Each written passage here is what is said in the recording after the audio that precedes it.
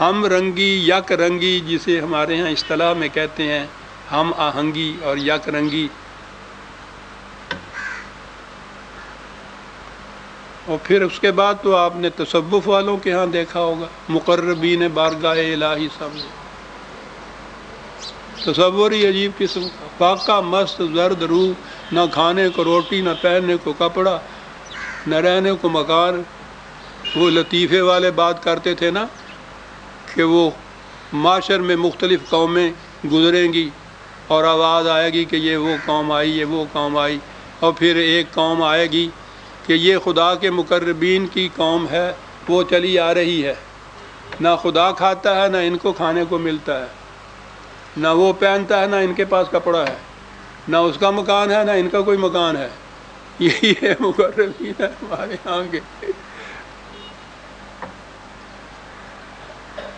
ان مقربین کے اوپر بڑا خوبصورت ایک نے ایک چھینٹا دیا ہے. ہمارے ہاں تو شاعری میں بات ہوتی ہے،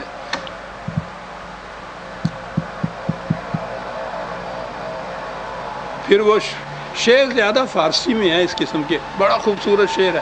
ان کے متعلق یہ کہتے زے تیرا بختی آئینہ حیرت دارم، آئینے کی بد نصیبی پر. تیرا بختی تو یہ شعر ہے نا، آئینے میں تیرا بختی سیاہی، آئینے کی تیرا بختی یا بد نصیبی پر مجھے بڑی حیرت ہوتی ہے. کیوں؟ ترا کشید در آغوش و آفتاب نہ شد. تجھے اپنے آغوش میں سمٹا لیا اور پھر سورج نہیں ہو سکا، شیشے کا شیشہ ہی رہا ہے. کیا بات ہے اس کی بد نصیبی کی. یہ مقرب بھی ہوئے تو خدا کی صفت جو تھی جلال اور اقتدار کی اور غلبہ و تسلط کی، وہ نہ پیدا ہوئی. ترا کشید در آغوش و آفتاب نہ شد. ز تیرا بختی آئینہ حیرت دارم، ترا کشید در آغوش و آفتاب نہ شد. تصوف میں نہیں ہو سکتا.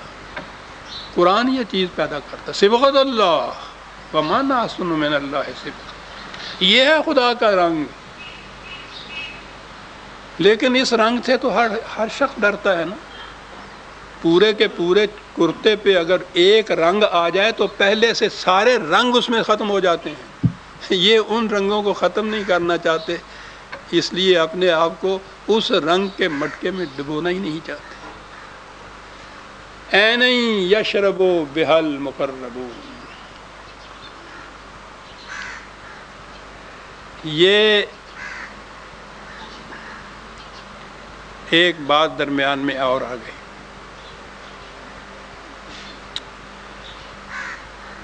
میں نے کہا تھا کہ آگے بڑھنے کا جذبہ ہر ایک کے اندر ہے. طبی زندگی کے اندر بھی آگے بڑھنے کا، وہ تو ہمارے سامنے ہے. پاگل ہوئی ہے دنیا ایک دوسرے سے آگے بڑھنے سے. ایک تو ضرورت کی چیز ہے نا، ضرورت کے لیے 2 روٹیاں سالن، پہننے کے لیے کرتا پاجامہ، رہنے کے لیے ایک کوٹھڑی مکان. ضرورت تو منتہا ہوتی، انتہا ہوتی ہے اس کی، محدود ہوتی ہے، وہاں ختم ہو جاتی ہے ضرورت. 2 روٹیاں کھانے والے کے سامنے ڈھیر لگا ہوا روٹی کا، تیسری کھا ہی نہیں سکتے. لیکن ہوس تو کہیں ختم ہی نہیں ہوتی. اور پھر وہ جب ہوس ایک دوسرے سے آگے بڑھ جانے کی ہو، اچھی بھلا موٹر موجود ہے، وہ دوسرا جو ہے چوئی صاحب، میاں صاحب، انہوں نے ایک اور موٹر لے لی. اب یہ ہے کہ ہمارے پاس بھی ہونی چاہیے، بلکہ 3 ہونی چاہیے ان سے آگے.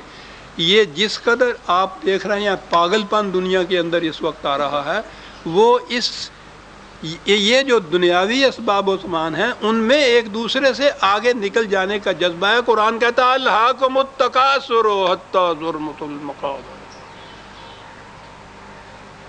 انسان کو حقیقی مقصود زندگی سے غافل کر دیتا ہے یہ جذبہ کہ مجھے ان طبی سامانوں میں، آسائشوں میں دوسروں سے آگے نکل جانا ہے. وہ کہتا ہے کہ ضرورت کی تو حد ہوتی ہے. یہ ان سے آگے نکل جانے کا جذبہ قبر کی کنوں تک لے جاتا ہے انسان کو. حتی زرتم المقابر. کیا بات ہے! تکاثر وہاں بھی ہے، تنافس یہاں ہے. بھی زبان جانے تو آپ کو پتہ چلے کہ تکاثر کثرہ جو ہے، کثرت جو ہے، وہ محسوسات کے لیے وہ ہے.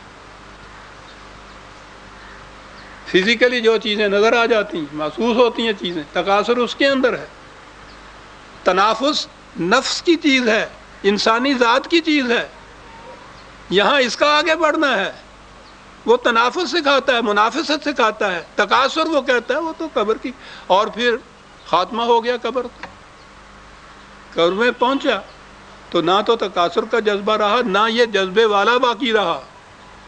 اور تنافس یا منافست کے اندر یہ تو ختم ہی نہیں ہوتا. ختم ہو جائے گا تو تکاثر والا جسم ختم ہو جائے گا. یہ ذات جس کو آگے بڑھانے کے لیے اتنا کچھ کیا تھا، یہ تو آگے چلے گی. پھر یہ تو جوئے رواں ہے. یہ تو باہر اگر صحرا میں ہے تو پھر باڑ کے نیچے سے گزر کے گلستان میں آ جائے گی. تو تکاثر ہے جو انسان کو اس کے مقصود حیات سے غافل کر دیتا. الہاکم التکاثر، غفلت میں ڈال دیا تمہیں اصل مقصود زندگی سے، تکاثر کے جذبے میں. اور پھر آدمی کسی اور کام جوگا رہتا ہی نہیں ہے. اس تکاثر میں آ جائے، نہ یہ تکاثر ختم ہوتا ہے. 3 لے لو گے 4 والا آ جائے گا، موٹروں والا. 10 کوٹھیاں بنا لو گے 15 والا آ جائے گا سامنے. چل سو چل. اور حتیٰ زرتم المقابر، آخر الامر کہاں؟ زرتم المقابر.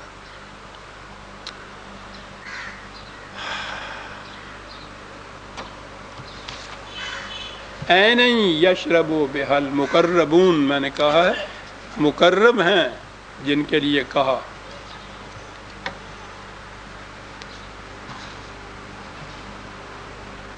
یہ جو عین چشمہ ہے یہ بھی پھر ذہن میں آ گیا.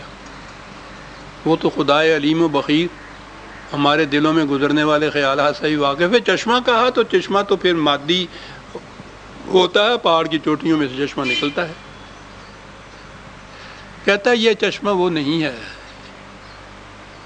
جو باہر سے کہیں سے پانی پھوٹ کے آتا ہے. یفجرونہا تفجیرا، یہ تو وہ چشمہ ہے جسے یہ مومن اپنے دل کے چٹانوں سے خود نکال کے لاتے ہیں. چشمہ بھی وہ ہے، خود نکالنا. اپنی دنیا آپ پیدا کر اگر زندوں میں ہے. جوئے شیرو تیشہ ہو سنگے گراں ہے زندگی. کیا بات یہ شخص کر جاتا ہے، قرآن سے لیتا ہے. اسی لیے اس کی فکر میں بلندیاں بھی ہیں اور لطافتیں بھی ہیں، ندرت کاریاں بھی ہیں. قرآن سے لیتا ہے. دیکھا وہ جو کہا اس نے کہ مقرب یہ چشمے کو اپنے دل کے اندر سے لے کے بہا کے آتے ہیں. اب اس میں اللہ تعالیٰ نے اس کو یہ وصف کیا تھا کہ شعریت بھی اس کے اندر ایسی قائم رکھتا ہے. شعر واز نہیں بننے دیتا، ورنہ اس کے اندر شعریت نہیں رہتی، اس کا کوئی اثر نہیں رہتا. تو بھلا ہے تو برا ہو نہیں سکتا ہے. ذوق ہے برا وہی کہ جو تجھ کو برا جانتا ہے، اور اگر تو ہی برا ہے تو وہ سچ کہتا ہے. کیوں برا کہنے کہ تو اس کے برا مانتا ہے. شعر یہ بھی ہے.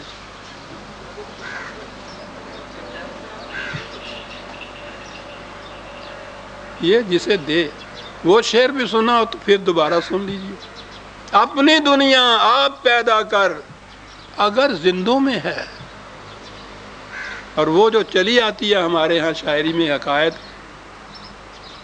کوہکن کی، خارا شگاف کی، جوئے شیر کی، شیریں کی، اس کی طرف لے آیا ہے نا.